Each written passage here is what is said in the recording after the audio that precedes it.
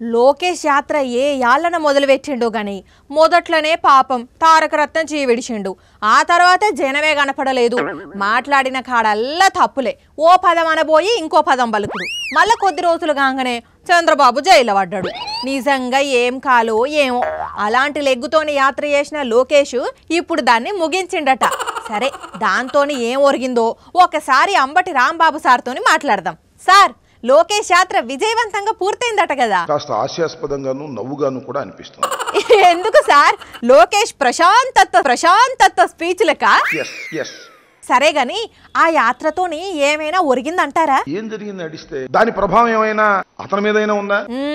లేదు. ఆయన పార్టీ మీద ఉందా? నాకే కాదు, ఎవ్వరికి ఏం ఉందనిపించట్లేదు ఇప్పటికైతే.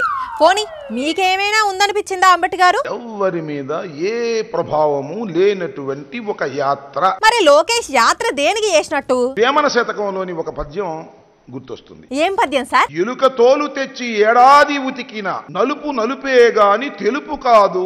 ఎందుకు సార్ పోయి ఎలక తోలుతోని పోల్చుతారు? లోకేష్ లాంటి ఒక మొద్దు స్వరూపాన్ని, ఏ అర్హతలు లేనటువంటి లోకేష్ ను తీసుకొచ్చి 226 రోజుల పాటు నడిపిస్తే ఏమైనా మెచ్యూరిటీ వచ్చిందా? అంటే ఇప్పటి వరకు లోకేష్ లోపల ఎలాంటి మార్పు కనపడలేదంటారా? నాకైతే ఒక మార్పు కనిపించింది. అమ్మ బాబోయ్, ఏం మార్పు సార్? పాపం కొద్దిగా సైజు తగ్గాడు, ఒళ్ళు తగ్గింది.